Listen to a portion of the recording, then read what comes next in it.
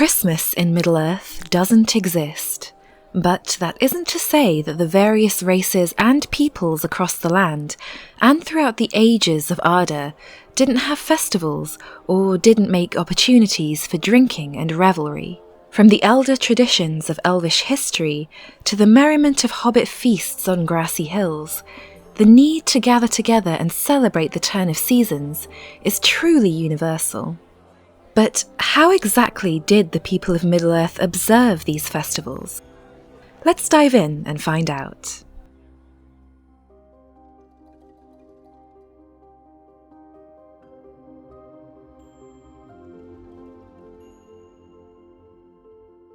An honourable mention goes to Soval, a mysterious holiday that no one knows much about at all, including when in the calendar it might be held. All we know is its name, which is noted in Quenya, means the purification, and that the root of the word is related to washing, bathing, or cleansing. It's possible that this holiday took place in February and was celebrated by the Noldor and the Vanyar elves at the very least. As the chill of the earth begins to warm and the blooms open in praise of the sun, many of Middle-earth's cultures celebrate their new year.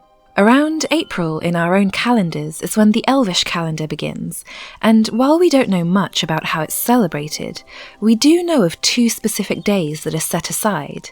Metare, which is the last day of the previous year, and Yestare, the first day of the new year. It's another holiday that we don't have many details on, and don't truly know how it might have been celebrated. For the men of Numenor, their spring festival was known as Erukierme, which can be translated as the prayer to Eru. During this time, the king would pray and make a bloodless offering to Ilúvatar on top of Mount Meneltarma, and it was one of only 3 times in the year that he could do so.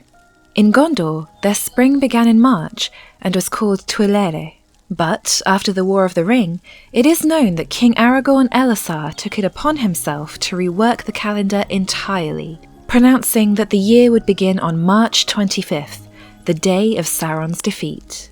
With this change, the New Year and Spring festivals of both elves and men would be very similar in timing. For the hobbits of the Shire, there would be much feasting and dancing in early April also, mostly concentrated in the rolling green grasses of the party field. This also coincided with the birthday of Samwise Gamgee, as well as being a celebration of the first flowering of the golden tree. The elves of Gondolin were known to observe Nost Nalothion towards the beginning of May, though we don't know what it was for exactly, and there are no details on what the celebrations included. The delicate blooms of spring begin to curl and wither under the burning of the sun, though the greens of leaves and trees grow ever more vivid during the time of midsummer. This festival was known to have a few variations between the different cultures, and it was referred to by varying names. For the elves of Gondolin, midsummer was known as Tarnin Austa, or the passage into summer. It was celebrated with a solemn ceremony at midnight, and no voice was uttered in the city from midnight until the break of day, but the dawn they hailed with ancient songs. The men of Numenor, Gondor and Arnor called it Loaned. Once again, we don't know how it was celebrated in detail, but we do know that in Numenor it was also called Eru Laetale, or the praise of Eru, another of the 3 days that the king would be able to make his offerings to Eru. It's safe to say that the hobbits loved the celebration of midsummer. To them it was otherwise known as Leith, and often stretched across 3 or 4 days of feasting, as well as a special market, and in the midst of all this was usually held the election of the mayor of Mickle Delving. Some holidays continued to be established in Gondor during Aragorn's rule, and another one of those was Comare. This came near the end of September, to coincide exactly with the birthday of Frodo Baggins, and was a festival to celebrate the beginning of the War of the Ring.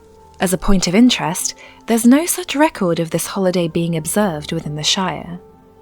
The scorch of the sun begins to soothe, and the emerald of grass and leaf become ruby, amber and gold. Chill winds blow, and nature's bounty presents itself. Many versions of the harvest festivals of autumn exist, though very few of them have names that we know of. On the day that Morgoth stole the Silmarils, the Valar and the Elves of Valinor were celebrating something that could be considered a harvest festival. In fact, while this celebration has no name, it is said that Manwë thanked Ilúvatar for the harvest, and all the elves then celebrated with music. In later ages of Middle-earth, the calendar of Imladris, which was likely the same calendar used by all elves, included Inderi, otherwise known as the Middle Days. This festival stretched out across 3 days, and even went as far as 12 days on leap years, stretching between 2 months. Inderi would have been observed around early October in our own calendar. In ancient Númenor, Eru Hantale was the thanksgiving to Eru that counted as their harvest festival, and was the last of the 3 days that the king could give his offering to Eru on Mount Meneltarma. The only detail we know about this celebration is that anyone who might be witnessing the ceremony was required to wear white. Later in the line of men, the citizens of Gondor would celebrate a harvest day called Xavier. We have no details of this festival, or whether it resembled the Númenorian Thanksgiving that came before it. Unlike the rest of the races mentioned, the dwarves celebrate their new year much later, during the harvest season. That said, depending on the lunar cycle of each year, this could fall before or after the solar harvest festivals.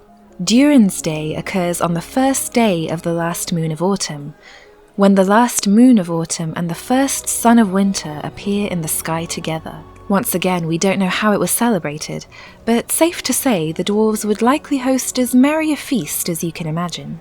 For the hobbits, the night before the Battle of Bywater is marked each year on its anniversary.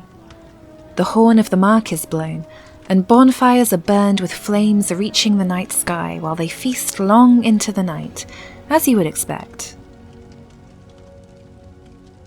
And so the chill returns. Bare branches like skeletal fingers reach out to passers-by, walking on brown leaf carpets, soon to be frosted over with white. Many winter festivals have their roots in pagan traditions, though each of the free peoples celebrate it in their own way.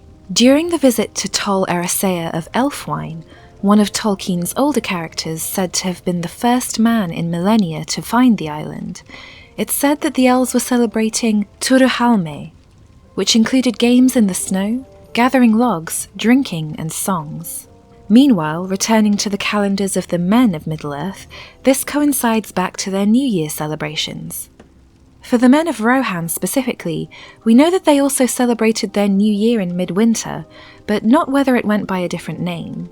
And in the Shire, where midwinter and the New Year occur at the same time, the Midwinter Festival, otherwise known as Yuletide, stretched across 6 days of feasting, revelry, and merriment. During this holiday, the Yule log, which was an entire tree fed gradually into the fireplace, decorated trees, wassailing, or carolling, and roasting of wild boar were the centerpieces, from which our current traditions are derived. And so the year reaches its end.